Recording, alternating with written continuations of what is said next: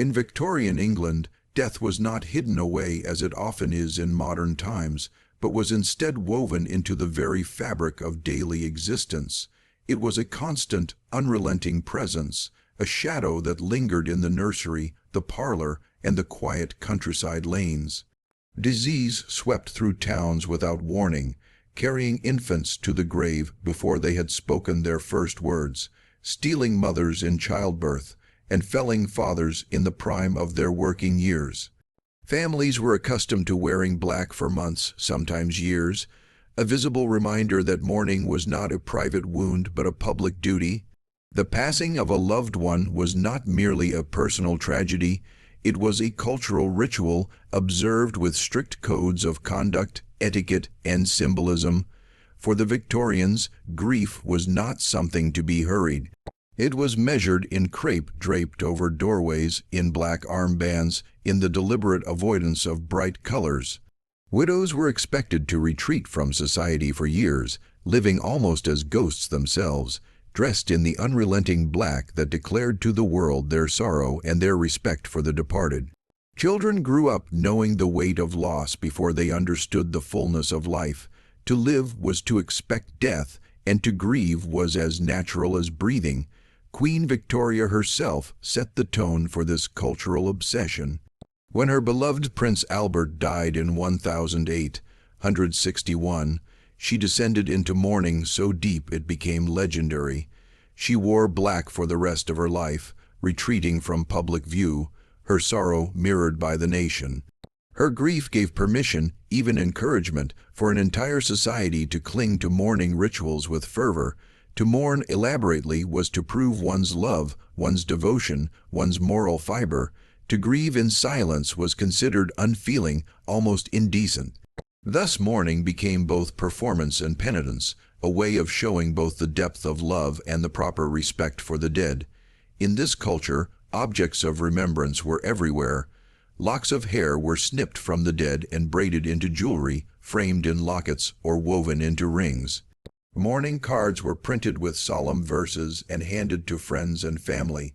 Elaborate headstones rose in graveyards, their inscriptions full of sentiment, their designs heavy with symbols, angels, urns, weeping willows. But most haunting of all were the images, photographs that captured not the living, but the dead.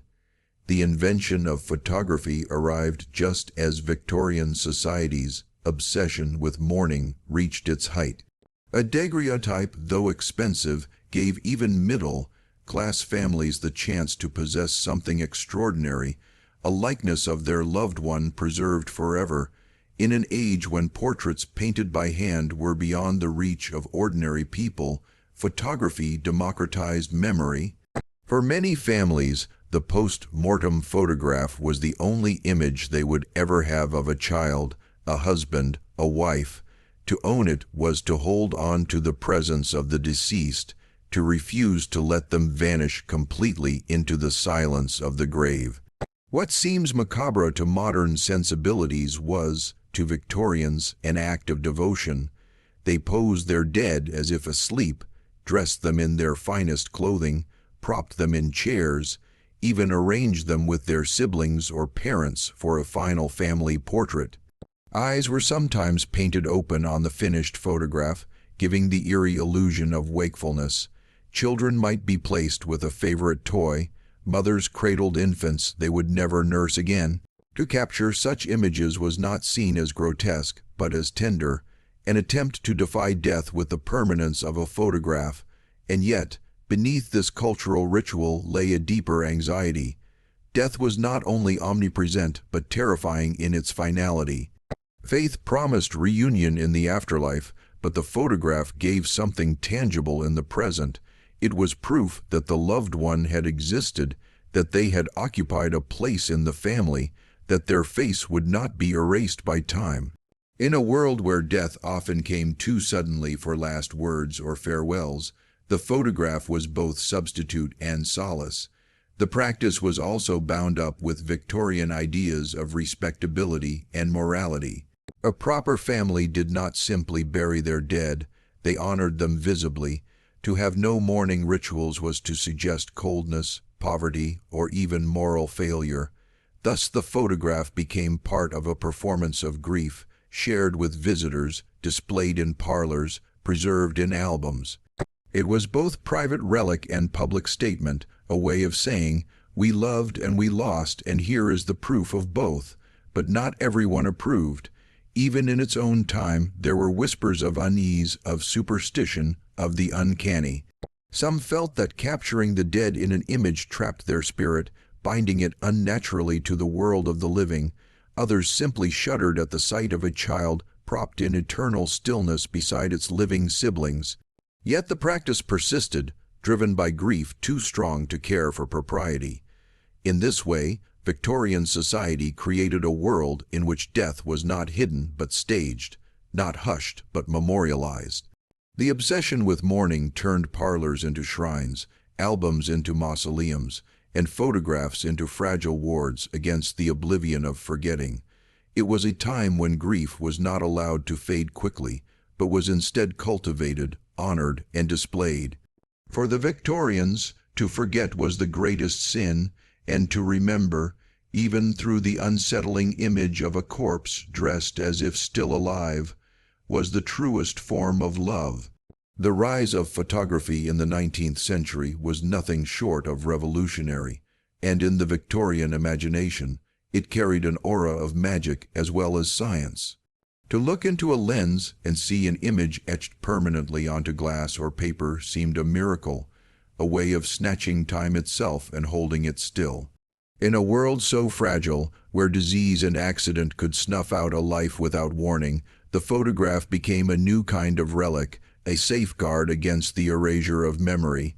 The camera was not simply a tool, it was a portal that allowed families to claim victory, however small, over mortality. When Louis Daguerre introduced the daguerreotype in 1839, it astonished the world. For the first time in history, ordinary people, not just kings or wealthy patrons, could have a likeness made with near-perfect accuracy.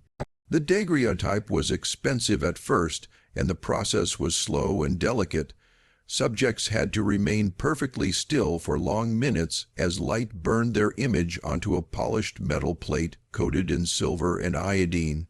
For the living, this could be uncomfortable, a test of endurance. For the dead, however, stillness was natural, their silence perfect for the demands of the camera. It was no wonder that bereaved families quickly turned to this new technology to immortalize their departed. By the 1850s, photography had spread across Europe and America, evolving into new methods that were faster and more affordable. Ambrotypes and tintypes offered cheaper alternatives, and soon photographic studios appeared in towns and cities, their windows crowded with portraits to tempt passers-by. For the middle class, the photograph became a treasured possession, proof of refinement and stability. Albums were filled with images of mothers, fathers, and children, each carefully labeled, a visual lineage to be handed down through generations. Yet the same technology that preserved the living also captured the dead, and in this duality lay its most haunting power. Families who could never afford a painted portrait of their loved ones now found themselves able to own something far more intimate. The daguerreotype captured not an idealized likeness brushed by an artist's hand, but the very face, the very expression, the undeniable reality of the individual. In death, when memory threatened to blur the details of a loved one's features, the photograph provided permanence. A mother could hold the small metal case containing the likeness of her deceased child, open it when grief overwhelmed her, and gaze once more upon the familiar curve of a cheek, the delicate lashes, the softness of lips now stilled forever. The growing culture of mourning in Victorian society dovetailed perfectly with the rise of photography. Photographers soon learned to specialize in post-mortem images, advertising their willingness to come into homes, to pose the body with dignity, to capture a final image worthy of preservation. These men were part scientist, part artist, part undertaker. They carried their equipment into hushed parlors where the air was heavy with grief, and the smell of flowers meant to mask decay. They arranged the dead with care, sometimes reclining as if in eternal sleep, sometimes sitting upright, supported by hidden stands, their eyes painted open afterward to give the illusion of life. For the families, these photographs were not grotesque but consoling. To modern eyes, the sight of a dead child propped on a chair beside siblings, or of a young woman dressed in her wedding gown, though she had never lived to marry, may seem chilling.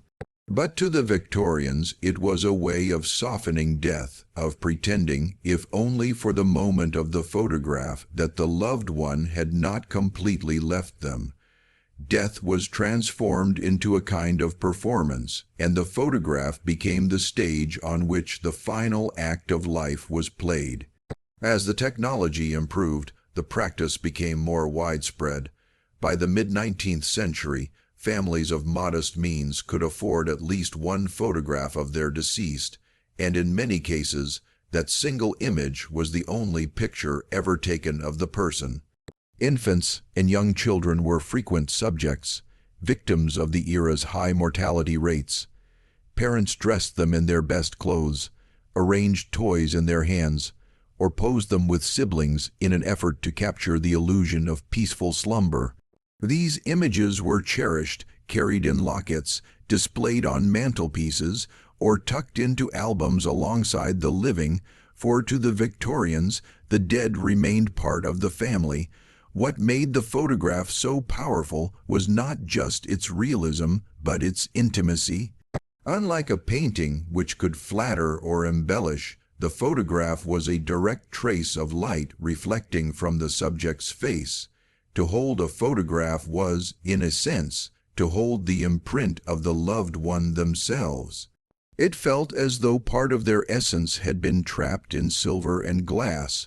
For those overwhelmed by grief, this offered a comfort that words or rituals could not provide. The dead were gone, but their likeness could be touched, carried, even kissed. And yet this intimacy also unsettled. The photograph was too real, too immediate, blurring the line between presence and absence. Some critics of the time spoke of post-mortem photography as morbid, a refusal to accept the natural order of death. Others whispered of spirits caught in the camera, of souls unsettled by being fixed in an image. The rise of spiritualism in the latter half of the century fed these fears, with seances and ghost photographs blurring the boundary between science and superstition. The camera, capable of revealing what the naked eye could not, seemed a tool both divine and dangerous. Still, the practice flourished. Entire businesses thrived on it, and though many photographers preferred to emphasize their portraits of the living, they did not turn away clients seeking to memorialize the dead. In fact, some studios built their reputations on their ability to handle such delicate commissions with artistry and discretion. It was a lucrative trade, for grief was a commodity as much as it was an emotion, and in Victorian society, families spared no expense when it came to mourning rituals. The rise of photography reshaped not only how people remembered their dead, but how they understood themselves. To be photographed was to be made permanent, to be claimed for history. The photograph promised immortality, a promise that was never more seductive than in the face of loss. When the coffin was lowered into the earth, when the black crape was removed from the doorway, the photograph remained. It was a relic of the body, a token of love, a talisman against forgetting. Thus the camera became an instrument of grief and memory, its glass eye capturing both the living and the dead with impartial precision. In its cold mechanics, it offered warmth to those left behind. In its silence, it spoke the words that mourners most longed to hear. You will not forget. You cannot forget. Here they are still, watching, waiting, remembered. The small house was silent, except for the muffled sound of sobbing that seemed to seep from the very walls. In the upstairs bedroom, where the curtains had been drawn and the mirrors draped with black cloth, the body of the child lay still upon the bed. She had been only 6 years old, her golden hair brushed smooth by her mother's trembling hands, her favorite doll placed gently at her side. Death had come swiftly, fever rising over 2 nights until her small chest could bear no more. And now the family gathered around her in the suffocating hush of mourning, unable to speak, unable to leave, unwilling to let her go. The father stood stiffly at the foot of the bed, his broad shoulders bowed as though a great weight pressed him down. He had been raised in a world where men were taught to mask their grief, to hold steady for the sake of their household. But the sight of his daughter's lifeless form broke him in ways he could not hide. His eyes, red and swollen, betrayed the tears he had tried to suppress. Each time he looked at her, he remembered her laughter echoing through the halls, her small hand slipping into his as they walked to church, the way she ran to meet him when he returned from work. Now all that life was gone, replaced by stillness, by silence, by the unbearable absence of breath. The mother, sitting in a chair beside the bed, did not weep openly. Her tears had come in torrents during the night, leaving her face pale, her lips dry, her body hollowed out by sorrow. She sat now in a daze, one hand resting on the blanket, the other clutching a handkerchief spotted with black dye that had bled from her mourning dress. She could not look away from her daughter. Each time she tried to close her eyes, she feared that the image would slip away, that memory alone would fail her. She needed to see her, to fix every detail in her mind, the curve of her cheek, the softness of her mouth, the lashes resting on her pale skin. She knew that time would blur these features, that even the deepest grief could not hold them forever, and that thought terrified her more than death itself. It was the elder brother who first whispered the question. He was 10 years old, his face streaked with tears, his small fists clenched as though he could strike against the injustice of the world. "Will we forget her?" he asked his father, his voice thin and trembling. The words broke the silence, a cry that pierced the heavy air. The father turned his face away, unable to answer. The mother, hearing the question, felt her heart collapse further, for she too feared the same thing, that her child would fade, that the sharpness of memory would dull, that her presence would vanish completely. It was then that the decision was made, though none of them spoke it aloud at first. The father went downstairs, summoned the messenger, and quietly gave instructions to fetch the photographer from town. The request was met with a solemn nod, for this had become a familiar ritual. Death came often, and with it came the men who knew how to capture it before the body was taken away forever. The messenger rode out and the family waited, the mother holding her child's hand as though the warmth might return. When the photographer arrived, the family felt both relief and dread. He was a tall, solemn man, dressed in black, his case of instruments heavy in his arms. He had seen grief many times before, had walked into countless homes like this one, each filled with the peculiar stillness of the recently departed. His presence was not unwelcome, for he offered something no priest or mourner could give, the promise of permanence. He could capture the child as she was now, unmarked by the decay that would soon claim her, and return her to the family in a form they could hold, display, and keep forever. The preparations were quiet, almost reverent. The photographer set his equipment near the window where the pale afternoon light filtered through the curtains. He spoke softly, explaining that the child should be dressed in her Sunday gown, her hair neatly arranged. The mother complied with trembling hands, smoothing the fabric, tying a ribbon at the waist, arranging the doll more carefully at her daughter's side. The photographer adjusted the body, lifting it gently, supporting it with hidden stands so that she appeared not dead but merely resting. The illusion was tender, meant not to deceive the world but to comfort the family, to let them imagine, if only in the image, that she was still with them. The father gathered the siblings, guiding them to stand beside the bed. The brother, still crying, clutched his sister's hand where it lay atop the blanket, his small fingers entwined with hers. The younger sister, barely 3, did not fully understand. She reached toward her sibling, confused by the stillness, whispering her name, as though she might yet awaken. The mother sat beside the bed, one hand on her daughter's shoulder, her face turned toward the camera with an expression of sorrow so deep it seemed carved into her bones. The father stood behind them all, his face set in grim determination, his eyes fixed not on the photographer but on the daughter he could not save. When the plate was prepared, when the lens was uncovered, the room seemed to stop breathing.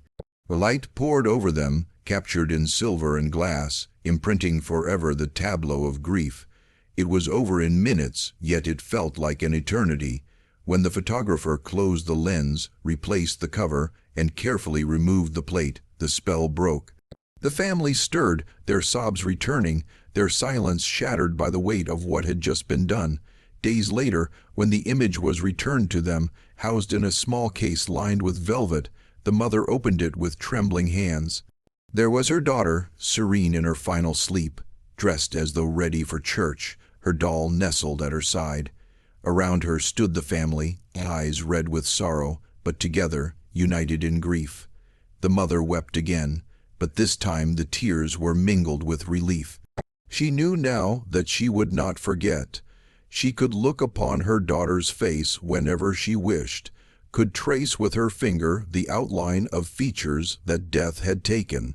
Photograph would never replace the child, but it would preserve her, keep her close, hold her in the world of the living even as her body lay in the earth. For the family, the photograph became both comfort and torment. They looked at it often, sometimes together, sometimes in solitude, finding in it both solace and pain. It was a reminder of what they had lost and proof that their love had existed. The image did not erase their grief, but it gave them something to cling to when the weight of absence grew too heavy. In the years to come, as memory softened, the photograph would remain sharp, a window into a moment when life and death had stood side by side. In this way, the ritual of photographing the dead gave the family not just a relic but a way to process their grief. It allowed them to transform unbearable loss into something tangible, something they could hold in their hands. It was not the child they had loved, but it was a shadow of her, a reflection, a reminder, and for the Victorians that was enough. It was the only way to fight against the erasure that time threatened, the only weapon against the silence that followed death. The photographer was a figure both ordinary and extraordinary in Victorian society. To some he was a tradesman, a man with tools and chemicals who offered a service in exchange for payment. To others, he was an artist who could capture the fleeting essence of life and transform it into something permanent. But in the realm of post-mortem photography, he became something more uncanny, a mediator between the living and the dead, a craftsman of memory who entered homes heavy with grief and left, carrying the only likeness a family might ever possess of their loved one. His role was unlike any other profession of the age. Undertakers tended to bodies, clergy tended to souls, but the photographer tended to memory itself. He arrived with his heavy wooden camera, brass fittings gleaming faintly in the dim light, a box of glass plates or metal sheets, and bottles of pungent chemicals whose smells clung to his clothes. Often he wore black, not only because it was practical, but because it blended with the atmosphere of mourning into which he stepped. Families expected solemnity, discretion, and a certain gravity. The photographer did not laugh, did not chatter, did not behave as he might in a studio session with a living subject. He was entering a sacred space where time had been broken by death. He moved carefully, his voice quiet, his steps measured. In the parlor or bedroom where the deceased lay, he became part of the ritual of grief. The mother, pale with tears, watched him as though he were performing a holy duty. The father, stiff with sorrow, sought comfort in the assurance that something lasting would come of this day.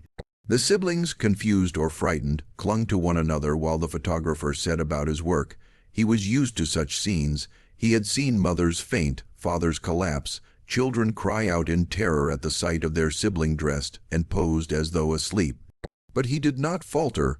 His task was to create an image, and in that image to soothe the pain of loss. The preparation of the body was delicate. The photographer often assisted, guiding the family in arranging the deceased in a pose that would convey dignity, peace, and, if possible, a semblance of life. Infants were cradled in their mother's arms, their eyes closed as though they slumbered. Children were seated upright, sometimes supported by hidden stands or braces, their heads tilted slightly to mimic the natural posture of rest. Adults were dressed in their finest clothes, posed in chairs, occasionally even made to stand with discreet supports, their faces turned toward the lens with solemn gravity. When eyes had dulled or sunken, the photographer or a painter afterward might retouch the image, adding a faint gleam to suggest wakefulness, to soften the harshness of death's final stillness. The technical demands of the process were unforgiving. Long exposures required subjects to remain perfectly still, something the dead did more easily than the living, but light was fickle, and the photographer had to judge carefully the placement of windows, the draping of curtains, the angle of his lens. He carried bottles of collodion and silver nitrate, poured onto glass plates to create the negative, working quickly before the chemicals dried. He moved with practiced speed, knowing that families could only bear the waiting for so long. Every action, from setting up the tripod to focusing the lens, was conducted with the awareness that grief sharpened impatience. He was both craftsman and counselor. Families asked his advice, leaned on his authority. Should the child be posed alone or with siblings? Should the mother appear in the picture, or would her tears make the image too painful? Should the body be arranged as if asleep or as if still alive? These decisions were not trivial. The photograph would outlast them all, carried through generations, preserved in albums, placed in drawers to be discovered decades later. Each choice mattered, and the photographer knew that his work would shape how the family remembered their dead. For all his professionalism, the work left its mark on him. To spend day after day among the grieving, to pose lifeless bodies as though they still belonged to the world of the living, was not an occupation one could shrug off easily. Some photographers confessed to nightmares, to hearing the voices of those they had photographed, to imagining pale faces appearing on their plates unbidden. Others grew hardened, numbed by repetition, their sympathy dulled by the sheer frequency of death. Yet even those who shielded themselves with detachment could not fully escape the weight of their role. They carried with them the unspoken knowledge that their images were the last trace of someone's life, the last tether between a family and its dead. The public, too, saw them with mixed feelings. Clients praised their skill, spoke of them with gratitude, sometimes even reverence, but others whispered that such men trafficked in morbidity, that they profited from grief. A few accused them of disturbing the peace of the dead, of meddling with forces best left to God.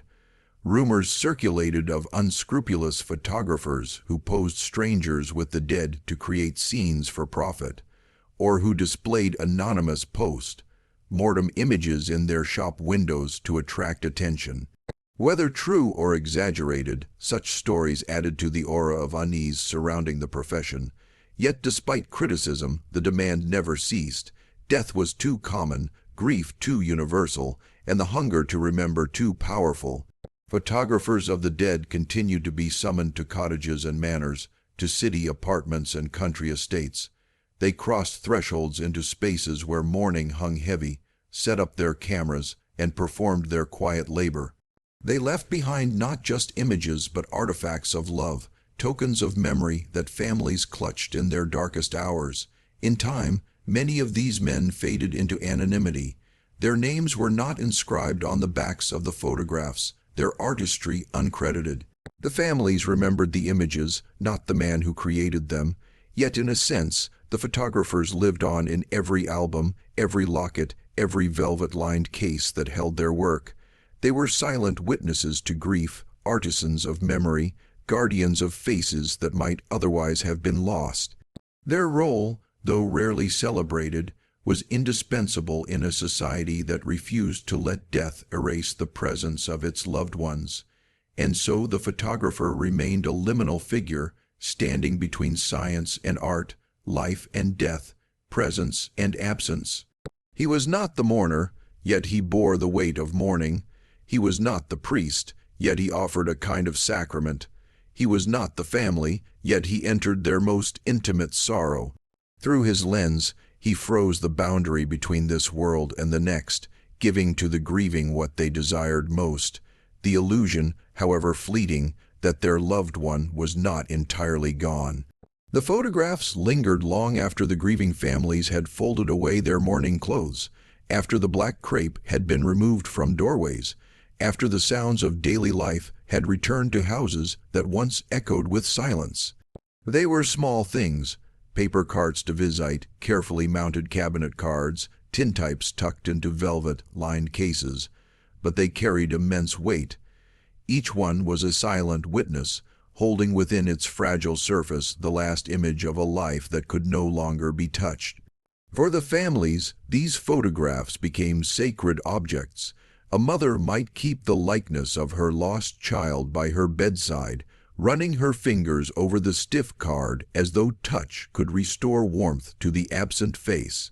A widow might hide the portrait of her husband in the folds of her prayer book, pressing it close when loneliness threatened to overwhelm her. Siblings who had quarreled in life might gaze together at the stiffly posed image of the brother who was gone, their resentments softened by the knowledge that nothing more could be mended.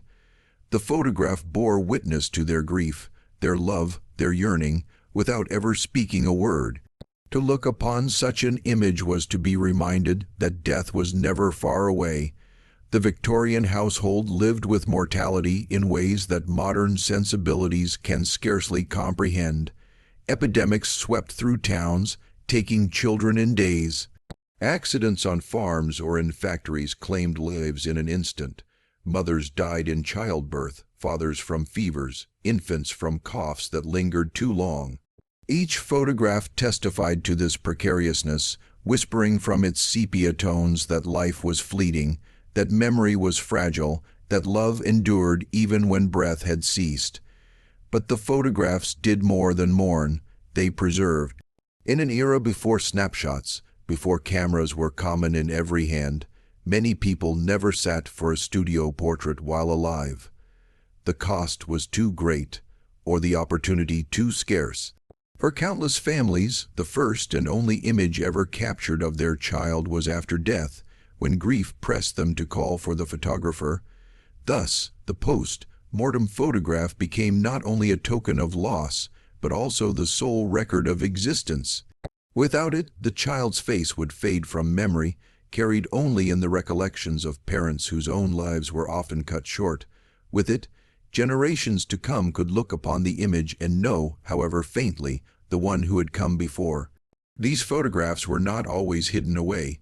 Some were displayed prominently in parlors alongside portraits of the living, as though the dead still had a place among the household. Visitors might pause before them, acknowledging with a nod or a murmur the absent one whose presence lingered. In other homes, they were stored in albums bound with leather, each page a gallery of faces both living and gone.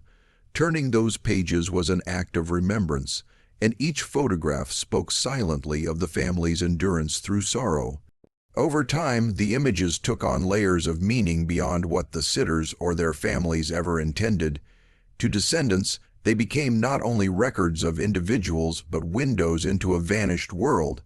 They revealed fashions, furniture, customs of mourning. They showed the ways in which grief was staged, how death was domesticated, how families sought to make peace with loss.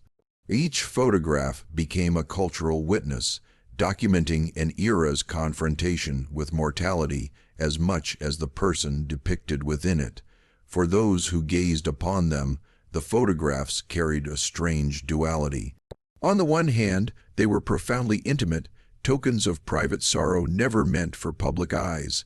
On the other, they possessed a haunting universality, reminding all who saw them of their own mortality.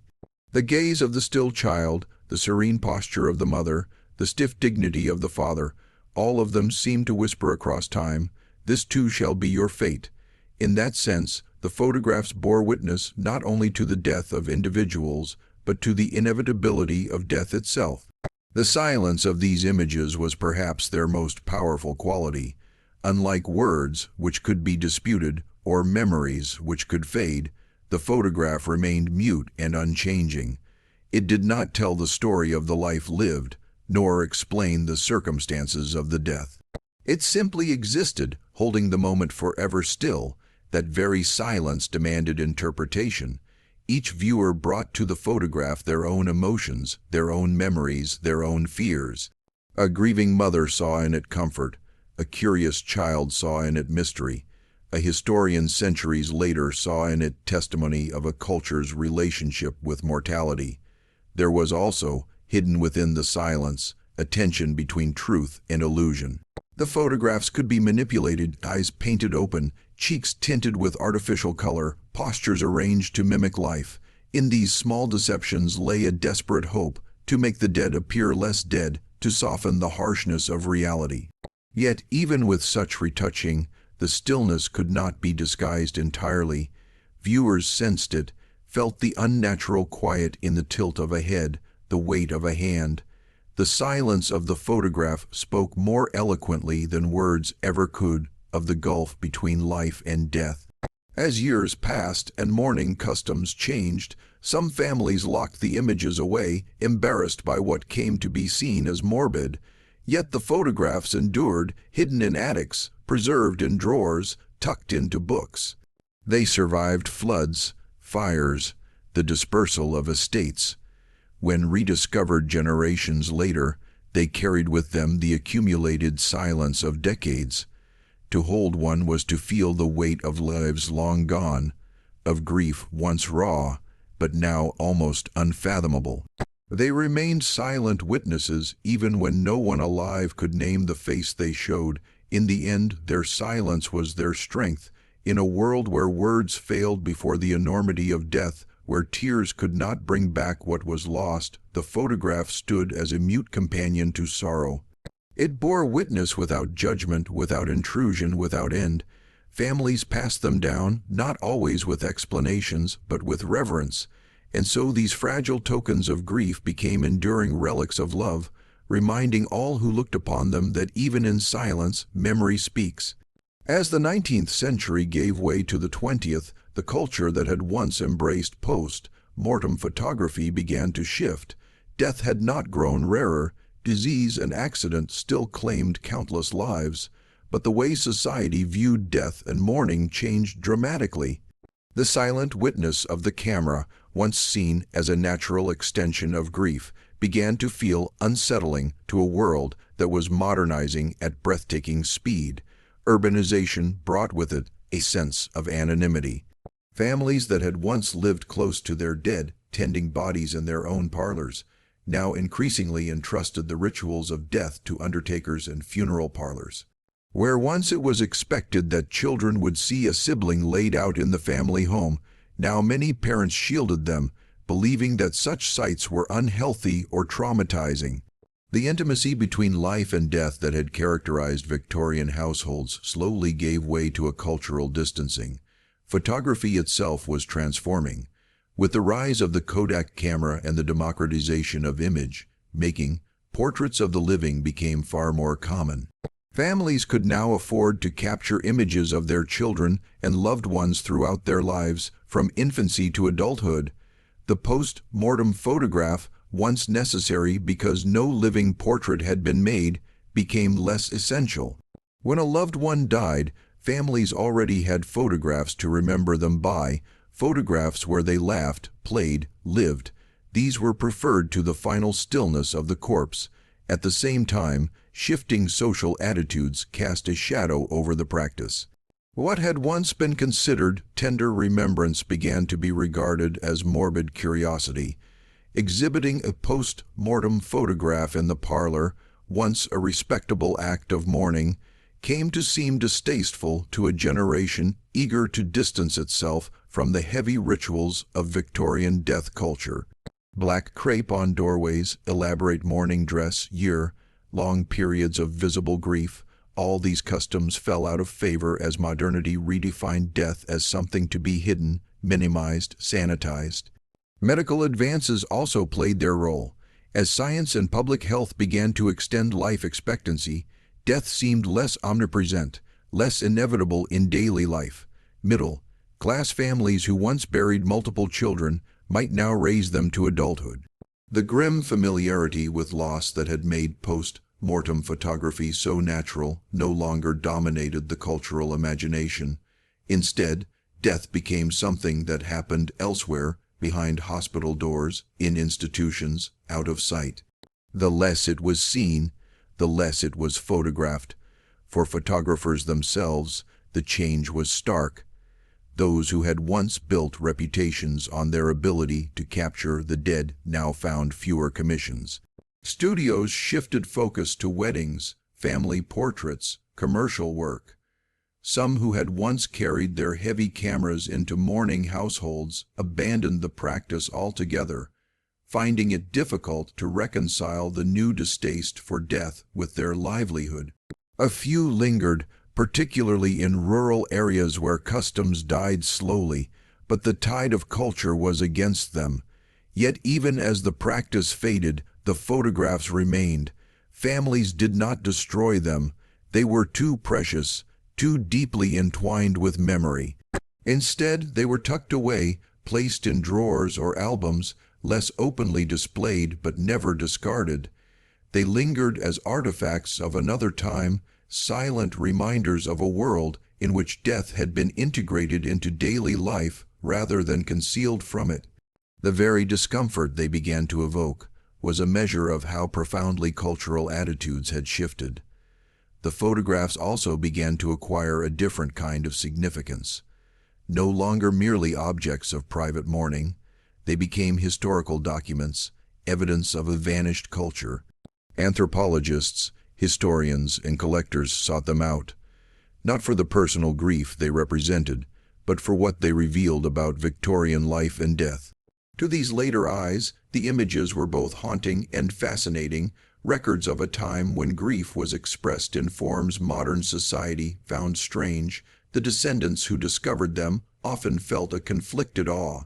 A granddaughter opening an album might recoil at the sight of her infant uncle, posed stiffly in a chair, his eyes painted to suggest wakefulness, yet after the shock she might feel gratitude too, for here was a face otherwise lost, a fragile link in the family chain made visible once more. What had been a mourning token in one century became a genealogical treasure in the next. Still, the unease persisted. Even today, many who encounter Victorian post-mortem photographs feel unsettled, even horrified. The idea of posing the dead, of dressing them as though alive, strikes against modern sensibilities that seek to keep death at a distance. What was once normal now feels macabre. And yet, if one looks closely, the tenderness remains. A child resting in her mother's arms, a husband's hand carefully placed upon his wife's shoulder, a sibling leaning close to the brother who will never grow older.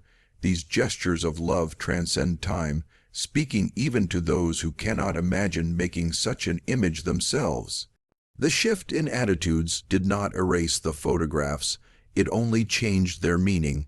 They moved from the center of mourning rituals to the margins, from family parlors to attics, from intimate tokens to historical curiosities. But they continued to bear witness, silently, to the universality of death and the persistence of love. In their fading sepia tones, they remind us that the boundary between life and death was once approached with openness, with ritual, with the belief that memory deserved a tangible form. By the early 20th century, the era of post-mortem photography was largely over. Funerals became more professionalized, mourning less ostentatious, memory increasingly entrusted to snapshots taken during life. But the legacy of those photographs endured. They stood as testaments to a time when grief was not hidden, when families confronted death directly, when the camera was invited into the most sorrowful of rooms to capture what words could not. Changing attitudes may have ended the practice, but they could not diminish the silent power of the images left behind. The legacy of Victorian post-mortem photography endures in ways its practitioners could never have imagined. What began as a deeply personal act of mourning, an intimate gesture meant to preserve the likeness of a loved one, has become part of the broader cultural memory of an era. The images survive not only in private family albums, but also in museums, archives, and digital collections where the curious, the grieving, the academic, and the morbidly fascinated all converge to gaze upon the silent faces of the past. For descendants, the photographs often serve as the only visual trace of ancestors otherwise lost to time. A child who died at 3 months old would leave no school records, no letters, no voice to echo through history. Yet through the stiff pose and sepia tones of a post-mortem portrait, that child's existence is confirmed. The photograph becomes not merely a relic of grief, but a testament to the fact that this small life was lived, that it mattered, that it was remembered. In this sense, the legacy is not morbidity but continuity, an unbroken chain of human presence carried forward through fragile paper and fading ink. For historians, the legacy lies in what the images reveal about society's relationship with death. They show a world that did not flinch from mortality, that sought to integrate the inevitability of loss into the rhythms of daily life. To modern eyes, the photographs may seem unsettling, but to Victorians, they were a natural extension of love and mourning. By studying these images, scholars trace the shifting boundaries of public and private grief, the ways in which cultural attitudes evolve in response to technological and social change. Each photograph is both an individual memorial and a cultural artifact, bridging the gap between personal sorrow and collective history. Artists and writers, too, have drawn upon these photographs for inspiration. The stark beauty of their compositions, the haunting stillness of their subjects, evoke powerful emotions that transcend their original purpose.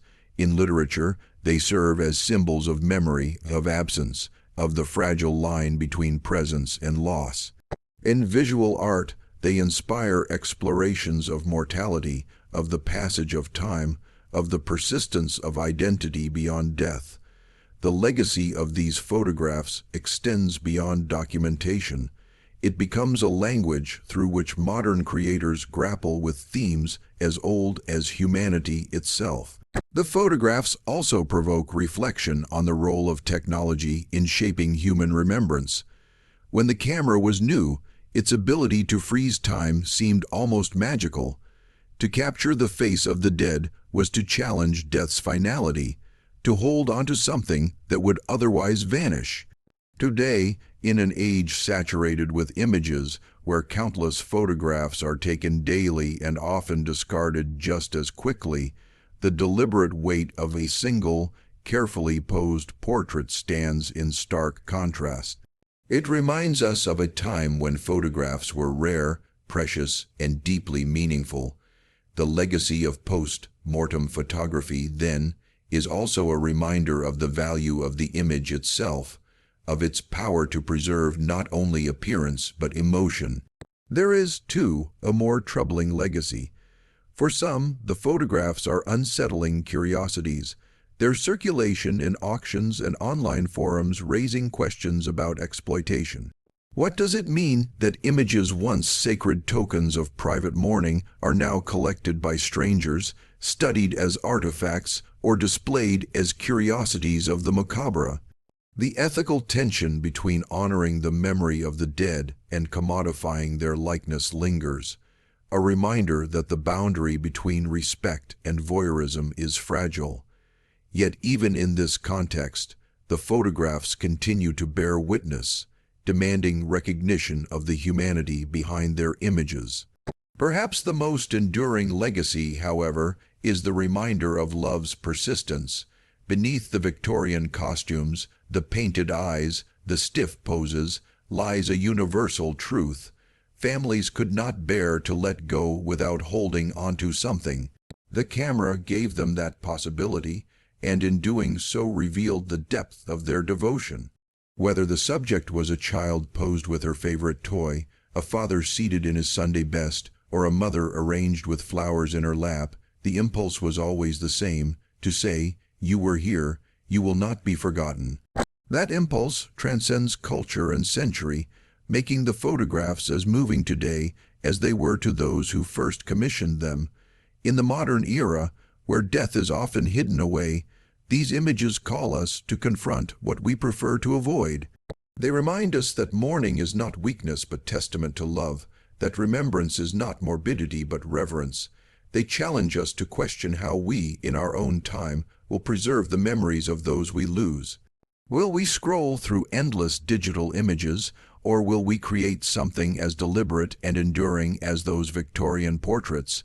In this way, the legacy of post-mortem photography is not confined to the past, it speaks directly to the present, urging us to consider what it means to remember. And so the photographs remain fragile, haunting, beautiful. They endure not because of morbid fascination, but because they capture something timeless, the human refusal to let death erase love. The Victorians, with their rituals and their cameras, understood that memory needed a body, a form, an image to cling to. Their legacy is that they left us such forms, silent witnesses who speak across centuries, reminding us that to be remembered is to be kept alive in the hearts of the living.